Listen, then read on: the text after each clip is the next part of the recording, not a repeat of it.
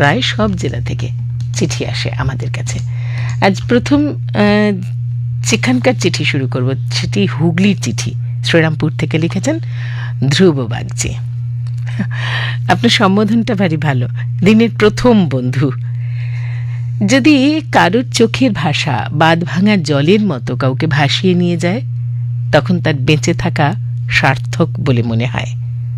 যদি কারুর চোখ টলটলে দিঘি হয়ে চেয়ে থাকে, দেখতে পাবে তার আশেপাশে শরতের কাশফুল ফুটে আছে।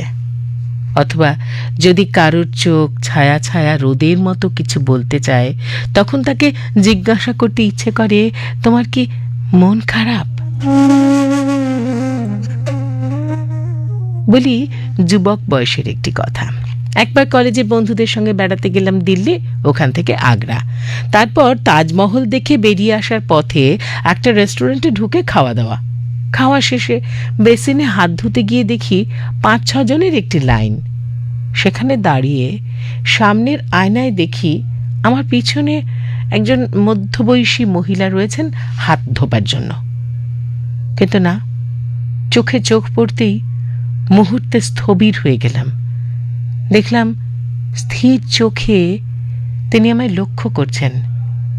কি এক আকুতি তার টানা চোখে, টিকলো নাক, কপালে বড় মাপের সিঁদুরের টিপ, মাথায় আধ খোলা ঘোমটা, প্রায় আমার মায়ের বয়সী।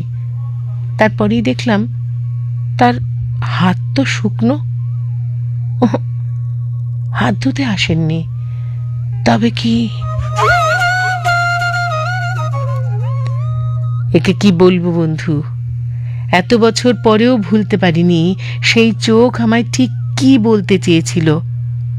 তার যে খিদে পেয়েছিল সেটা আয়নার মধ্য দিয়ে সেদিন অনুভব করেছিলাম, এবং ওকে সেদিন রাতের খাবার খাইয়ে কি যে তৃপ্তি পেয়েছিলাম। অবশ্য তখন আমার চোখের ভাষায় কি কথা ছিল সেটা আর দেখা হয়নি। ভালো থেকো বন্ধু। ধ্রুব বাগচি, শ্রীরামপুর, হুগলি থেকে লিখেছেন। ছাড়িয়ে ভারত ছাড়িয়ে, এশিয়া ছাড়িয়ে ইউরোপ থেকে এসেছে উজ্জ্বল চৌধুরী, এসপো, ফিনল্যান্ড থেকে লিখেছেন আমাদের। প্রিয় বন্ধু প্রাত্যহিকী, হরিপদর বয়স 35, বস্তিতে তার বাস। অটিজম আর পোলিওর শিকার সে, তাই কোনো স্থায়ী কাজ জোটেনি।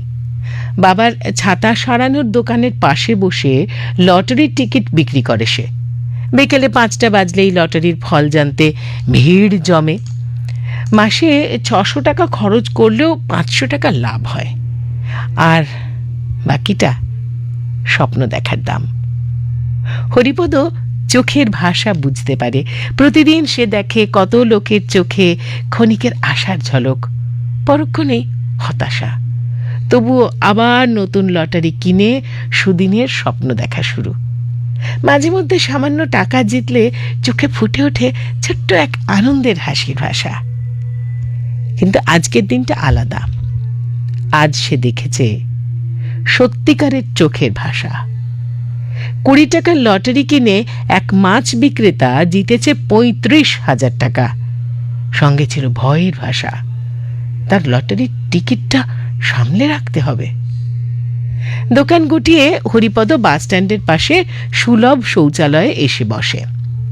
বিকেল 6টা থেকে 10টা পর্যন্ত সেখানে ভিড় সামলায় সে। বাস যাত্রী থেকে শুরু করে পাশের দোকানের কর্মচারীরা, প্রকৃতির ডাকে সবাই আসে। আজও সেই একই ভিড়, কিন্তু একজনের চোখের ভাষায় বোঝা যায় তার দরকার আরো বড়। 1.5 ঘন্টা ধরে হাওড়া স্টেশন থেকে নিজের আত্মসম্মান বাঁচিয়ে রেখেছেন তিনি। হরিপদ মৃদু হেসে বলল, টাকা পরে দেবেন, আগে ভিতরে যান। সামান্য হাসি ফুটে উঠল মুখে। তারপর ভদ্রলোক ঢুকে গেলেন। বেশ কিছুটা পর তিনি ফিরে এলেন, চোখে উল্লাস। আনন্দে হরিপদকে 50 টাকা বকশিশ দিলেন। বাবা তো হরিপদর গল্প শুনে হাসছেন। গরিব মানুষের লটারিতে 35,000 টাকা জেতার আনন্দের থেকেও বড় আনন্দ আবার হয় না কি রে বোকা? কিন্তু হরিপদ জানে চোখের ভাষা কখনো মিথ্যে বলে না।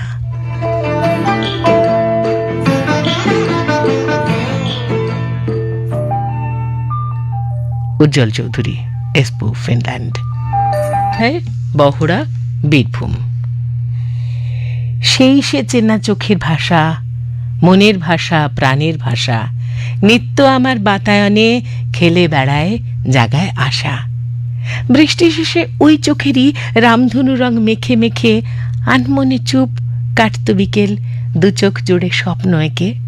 সন্ধেবেলা জোনাক ঝিঝির চোখ জুড়োনো সে সারি গান আন্ত আবেশ, ঠিক যেন গো আর জনমের অপত্য টান। সে কোন পোড়া রাখাল বাসি বাজত দূরের আকাশ পাড়ে, আদর চোখে সব তারারা হাসত কেমন সারে সারে। ঘুম জড়ানো কনিনিকায় সোনার কাঠি, রূপোর কাঠি, সোহাগ হয়ে নূপুর হয়ে বাসত ভালো সত্যি খাঁটি।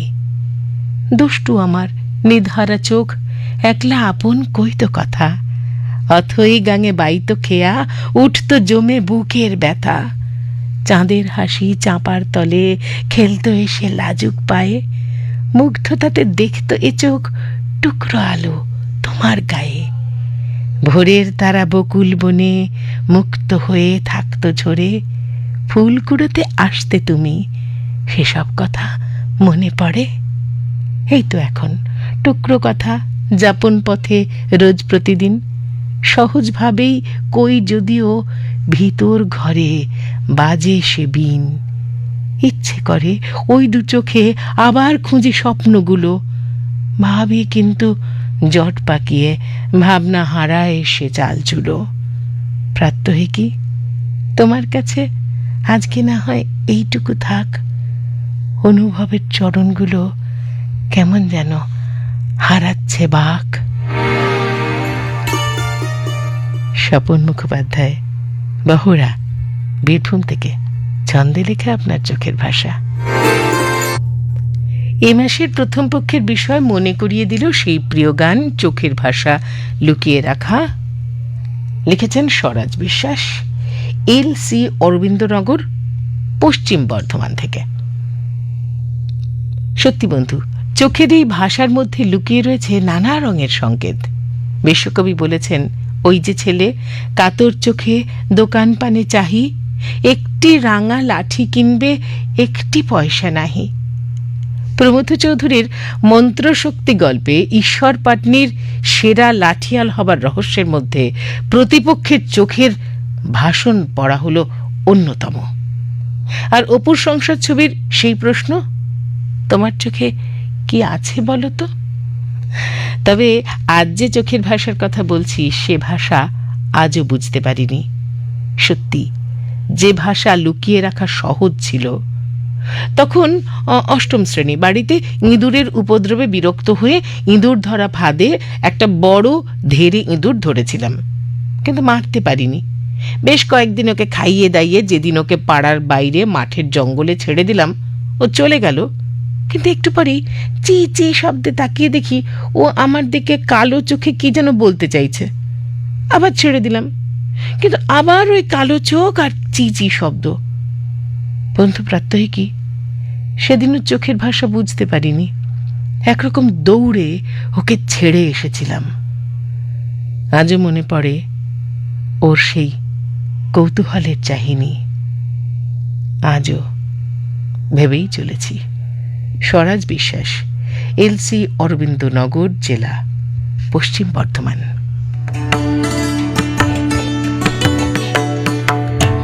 দেবপ্রসাদ মিশ্র, কাঁথি, পূর্ব মেদিনীপুর থেকে আমাদের লিখেছেন, প্রিয় সাথী প্রাত্যহিকী, ভাবনার অতল স্পর্শ গহীন সাগরে সুখ দুঃখের উত্তাল ঢেউ আমাদের মনকে নাড়া দেয়।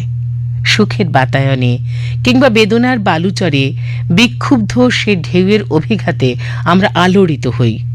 সেসব ভাবনার বহিঃপ্রকাশ ফুটে ওঠে মুখমণ্ডলে, যেখানে সরব কথামুখের নিত্যসঙ্গী নীরব নিভৃতচারী আমাদের সেই দুটি চোখ। কি অদ্ভুত মায়া জড়ানো আমাদের চোখ! যখন শোকে, দুঃখে, বেদনায় সমস্ত শরীর মন কেঁপে ওঠে, মুখ যখন চিৎকার করে কেঁদে ওঠে, তখন আমাদের সজল ঘন চোখের তারা দুটি ঝড়ো ঝড়ো বাড়ি বর্ষণে আমাদের বেদনার উপশম করতে চায়। আবার যখন আনন্দে খুশিতে মন নেচে ওঠে, মুখে হাজারো অকপট উল্লাস, স্বীকৃতি, আনুগত্যের সশব্দ চিৎকারে ভরে যায়, তখনও আমাদের মরমী চোখে জল নেমে আসে। আনন্দাশ্রুর বিগলিত করুণা ধারায় তনু মন মাংময় হয়ে ওঠে, লীলায়িত সৌন্দর্যের সুষমায়। এবার আসি চোখে ফুটে ওঠা অন্যান্য ভাষার কথায়। পা ফেলতেছে শেখা ছোট্ট শিশু যখন আমাদের দুহাত বাড়ানোর দিকে টলমল পায়ে ছুটতে থাকে, হাসতে থাকে, তখন সেই নিষ্পাপ অপাপ বিদ্ধ মনের খিলখিল হাসির সঙ্গী হয় সরল উজ্জ্বল চকচকে সেই দুটি চোখ। কিংবা অপরাধী যখন ধরা পড়ে, তখন সে নিজেকে নির্দোষ প্রমাণ করতে মরিয়া হলেও তার আনত চোখ কিন্তু বলে দেয় সে সত্যি বলছে না। চোখের ভাষায় লুকোনো মিথ্যেটা ঠিক ধরা পড়ে যায়। কিংবা কোনো মানুষ প্রতিবাদী হলে তার চোখের ভাষায় ফুটে ওঠে যেন উত্তপ্ত আগুনের গোলার উদ্গীরণ। যুক্তিতর্কের মুহুর্মুহু আক্রমণে প্রতিপক্ষকে বুঝিয়ে দিতে চায় তার অসম্মতি, আর দুর্বল যুক্তির প্রতিপক্ষ হলে নিমেষেই চোখ আনত হয়ে যায় পরাভবে। মানব মানবীর মিলনোৎসবের অমোঘ আকর্ষণেও রয়েছে চোখের ভাষার নিঃশব্দ আহ্বান। স্বামী স্ত্রীর দুজোড়া চোখের ভাষায় থাকে পারস্পরিক আনুগত্যবোধ, ভালোবাসা, বোঝাপড়া এবং উত্তরসূরির প্রতি প্রগাঢ় দায়িত্ববোধ। শেষে বলি, মনের কোণে ভাবনাগুলোর নিত্য যাওয়া আসা, সেসব কিন্তু উঠবে ফুটে দুটি চোখের ভাষায়। দেবপ্রসাদ মিশ্র, কাঁথি, পূর্ব মেদিনীপুর থেকে। পৃথুছন্দা ঘোষ, আপনার লেখা এসেছে রজনী মুখার্জি রোড, কলকাতা 38 থেকে। পুরনো বন্ধু প্রাত্যহিকী। বেশ। আপনি লিখেছেন, বিধবা যুবতী দুখানি করুণ আঁখি, মানে না যুকতি, কেবল মিনতি করে। এই সেই আমাদের রবি ঠাকুরের দেবতার গ্রাসের মোক্ষদা। শুধু সাগরে গিয়ে পুণ্য অর্জন করার জন্য তার চোখে আকুল আকুতি। হৃদয়ের অন্তঃস্থলে যে ভালোবাসার খনি আছে তা প্রকাশ করার একমাত্র উপায় চোখ। আমার বাড়ির ঠিক পাশে পাঁচিল দিয়ে ঘেরা একটি জায়গায় এক সারমেয় তার সন্তান নিয়ে থাকত। হঠাৎ মাটি মারা যায়। আমি তাদের রোজ খেতে দিই। যেদিন মা মারা যায়, সন্তানটির চোখে নীরব ভাষা আর গড়িয়ে পড়া জলের দাগ, কান্না বুঝিয়ে দেয় তার অভিব্যক্তি। আমি দীর্ঘদিন মা হয়ে তাকে সান্ত্বনা দিয়েছি। আজ প্রায় 6 মাস পরে যখনই তাকে খেতে দিই, প্রথমেই আনন্দে খানিক নেচে নেয়। তার চোখের ভাষা আমাকে কি আনন্দ দেয় বুঝিয়ে লিখতে পারবো না প্রাত্যহিকী। আবার ফুটপাথে যে মা তার সন্তানদের জন্য রান্না করে আর তার সন্তানরা সেই দিকে যেভাবে করুণ দৃষ্টিতে তাকিয়ে থাকে, তার তুলনা কোথায় বলতে পারো প্রাত্যহিকী?